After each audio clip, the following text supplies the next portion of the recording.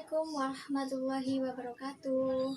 Berjumpa lagi dengan saya Siti Humairo, SPD. Oke anak-anak, sebelum kita memulai untuk belajar, alangkah lebih baiknya kita membaca doa ya. Baca doa, dimulai.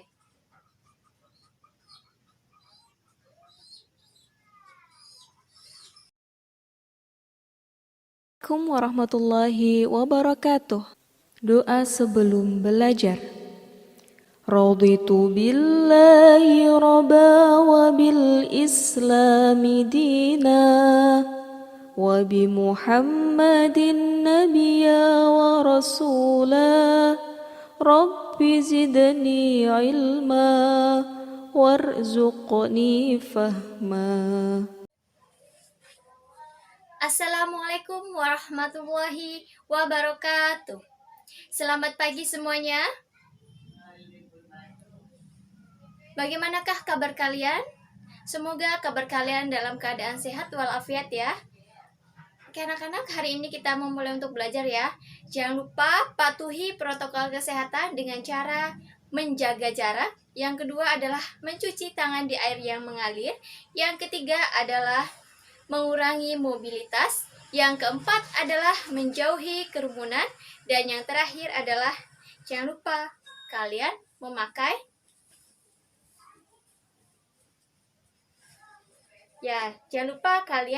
masker ya. Nah, yang terakhir itu memakai masker. Oke anak-anak.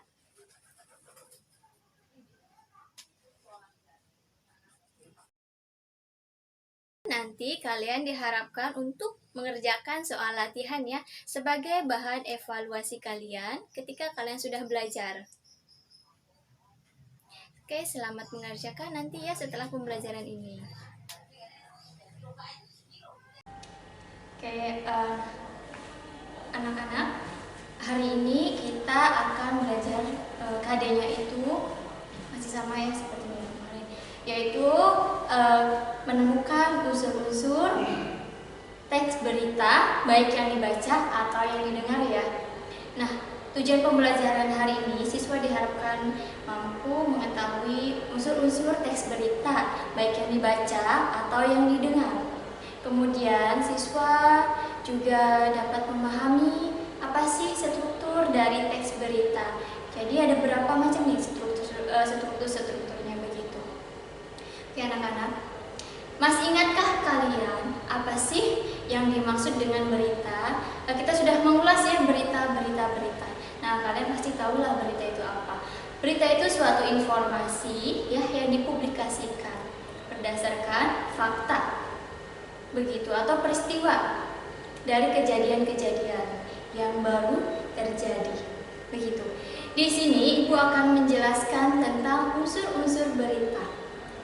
Ingatkah kalian minggu kemarin Ibu pernah mengulas sedikit tentang unsur-unsur berita yang berupa adik Simba? Di antara kalian masih ada yang tahu, masih ingat? Oke, kalau masih ingat coba acungkan tangannya. Ada yang ingat? Oke, kalau tidak ada yang ingat, Ibu ingatkan ya. Nih di sini dalam bahasa Indonesia unsur-unsur berita atau pokok-pokok berita. Jadi nama lain unsur-unsur berita adalah pokok-pokok berita. Ada berapa? Kalau dalam bahasa Indonesia itu dapat disingkat ya. Jadi kalian bisa menghafalkan dengan singkatan. Jadi pertanyaan-pertanyaan yang disingkat. Jadi kalian bisa dengan mudah menghafalkan singkatan itu. Dalam bahasa Indonesia, unsur-unsur atau pokok-pokok berita itu dalam singkatannya adalah adik Simba. Begitu. Contoh adik Simba ya. A. Apa? Kalau dalam bahasa Inggris, what? Apa? Apa sih yang terjadi pada peristiwa itu? Begitu. Nah, di dalam what atau apa berisi tentang nama atau identitas dari suatu kejadian atau peristiwa yang baru atau peristiwa yang sedang terjadi. Apakah menyangkut hidup seseorang kah? atau kejadian tanah longsor kah, atau banjir, kerusuhan, itu misalnya ya, apa yang diberitakan. Begitu. Jadi buat ini berkaitan dengan apa yang diberitakan. Itu tentang apa sih? Begitu. Apa yang diberitakannya? Kalau misalnya informasinya tentang banjir, otomatis berkenaan dengan banjir. Yang diberitakan adalah banjir. Begitu ya. Nah, setelah apa? Adik Simba. Nih, Wu itu dalam bahasa Inggris. Si itu siapa? Kalau adik Simba nih, A di mana? Nih A di mana? Di salah ya. Kalau adik Simba ini A apa? Seperti what apa. Kemudian di itu di mana? K itu kapan? Adik ya, adik. Jadi apa? Di mana? Kapan? Siapa? M-nya itu berupa mengapa. Dan yang terakhir adalah bagaimana. Jadi ada 6 ya. Kalau dalam bahasa Inggris, siapa itu adalah who. Siapa saja yang terlibat dalam suatu kejadian atau peristiwa. Siapa saja, begitu. Entah itu dari tokohnya kah, atau misalnya menjadi sorotan beritanya itu siapa, narasumbernya kah, atau yang korbannya itu siapa. Nah, itu yang berkenaan dengan siapa. Jadi siapa ini? Siapa saja yang terlibat dalam suatu kejadian atau peristiwa. Atau siapa tokoh utamanya ya yang menjadi sorotannya. Misalnya korbannya siapa atau narasumbernya siapa. Nah, begitu. Kemudian where ini dalam bahasa Inggris. Kalau dalam bahasa Indonesia, di mana. Nah, where atau di mana, unsur ini menyatakan lokasi atau daerah tempat terjadinya suatu peristiwa. Jadi di manakah peristiwa itu terjadi? Kira-kira di mana nih? Misalnya di mana kejadian itu terjadi ya? Atau dalam kriminalnya istilah biasa disebut dengan TKP. TKP itu apa? Kalau TKP itu tempat kejadian perkara. Nah, begitu. Kemudian setelah ada where atau di mana, baru adanya when. Itu dalam bahasa Inggris ya, when. Kalau dalam bahasa Indonesia, kapan. Nah, where atau kapan ini unsur yang merupakan waktu dari suatu kejadian. Jadi kapankah peristiwa itu terjadi?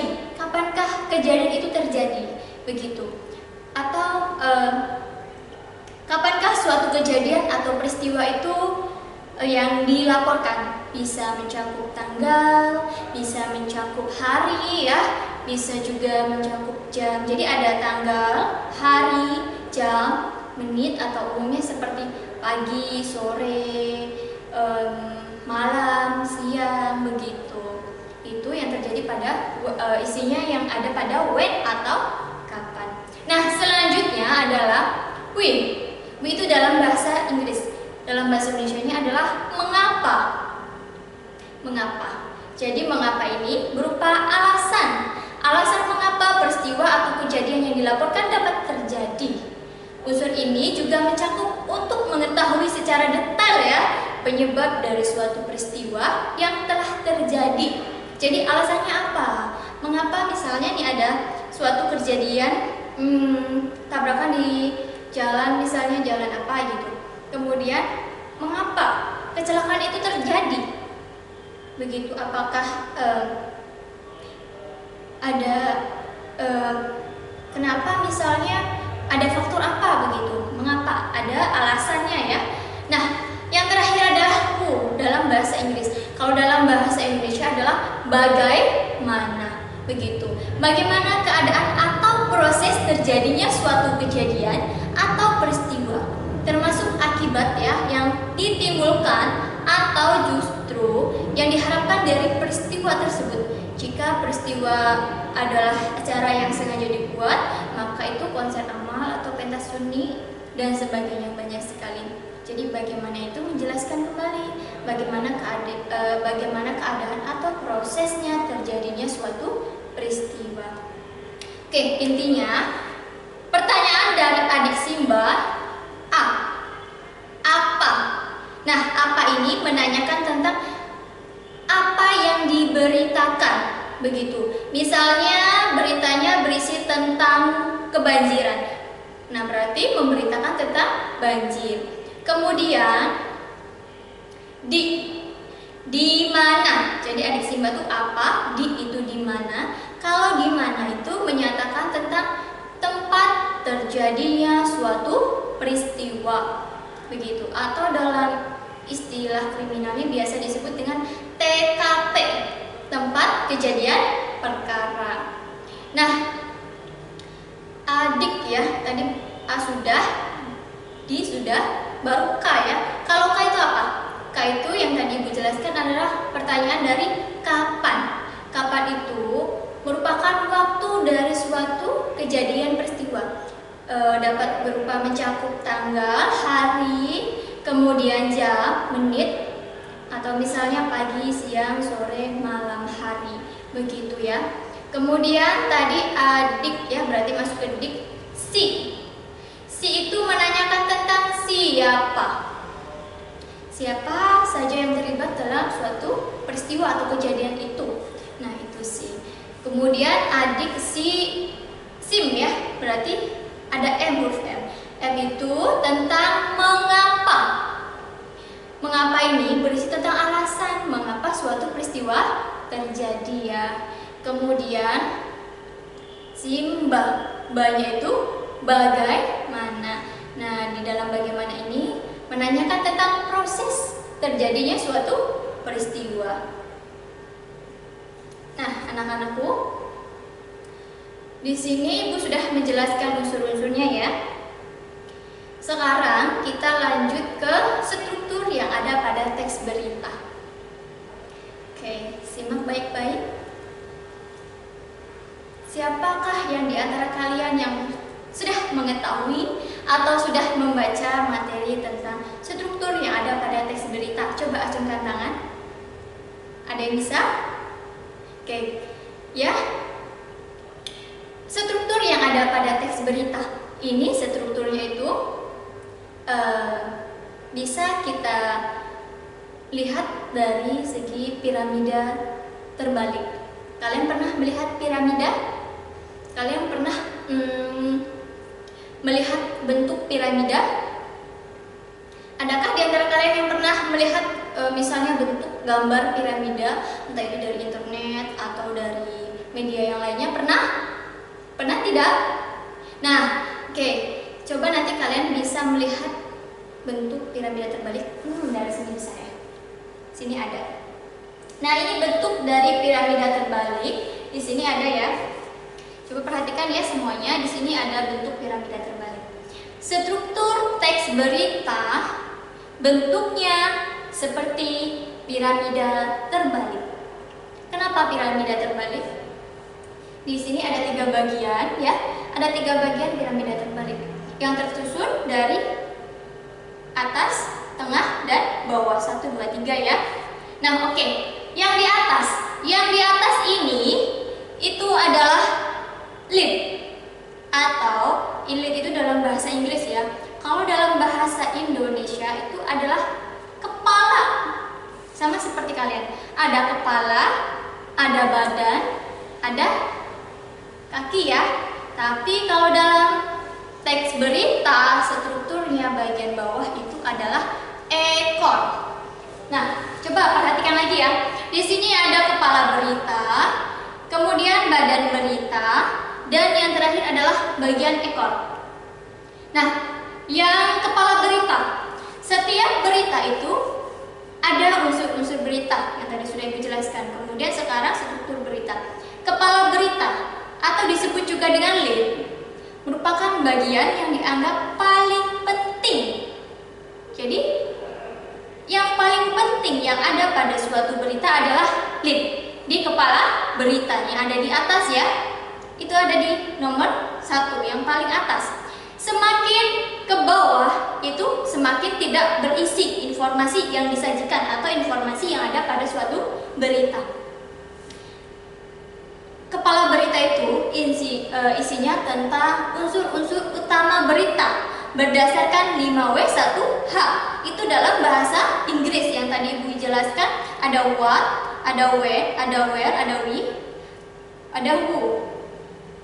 Nah, itu yang ada contohnya seperti itu yang di bahasa Inggris. Kalau yang dalam bahasa Indonesia itu unsur-unsurnya seperti adik Simba, sama ya adik Simba.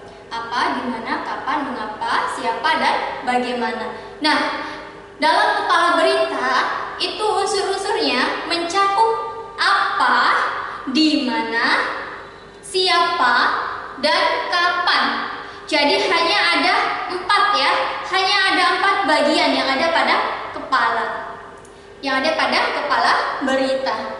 Jadi adanya apa, siapa, apa, siapa, di mana, dan kapan. Itu ada pada kepala berita. Nah, setelah ada kepala baru ada badan kan. Semakin ke bawah itu berita semakin tidak ada isinya. Nah, di badan berita isinya itu tentang pertanyaan bagaimana atau mengapa. Jadi di dalam badan berita isinya tentang alasan berita tersebut bisa terjadi dan juga proses berita tersebut bisa terjadi. Mengapa berita tersebut bisa terjadi gitu ya. Jadi adanya pertanyaan mengapa dan bagaimana. Ini ada di badan berita. Nah, sudah paham? Ada yang tanyakan? Nah, kalau tidak ada di bagian ekor, kalian perhatikan ya. Bagian ekor ini tidak memiliki kaitan secara langsung terhadap berita. Bisa berisi konteks ya, konteks tambahan seperti sejarah sebelum kejadian yang dilaporkan.